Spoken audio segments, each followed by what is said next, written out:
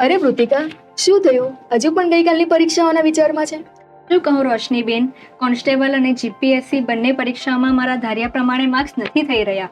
હવે આગળ શું કરવું એ જ નથી સમજાતું. અરે દોસ્ત, પણ નિરાશ શા માટે થાય છે? તારે ઝીરોથી શરૂઆત તો નથી કરવાની, અને તારી પાસે તો પરીક્ષાઓનો અનુભવ પણ છે.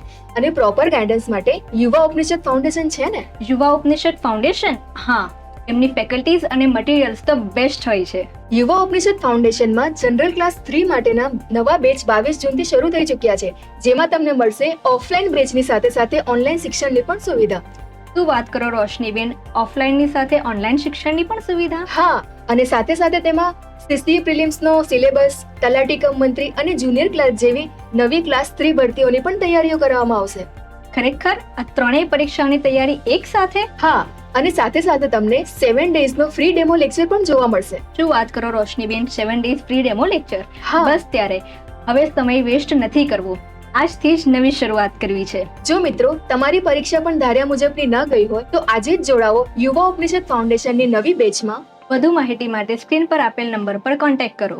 સપના તમારા, સાથ યુવા ઉપનિષદ ફાઉન્ડેશનનો.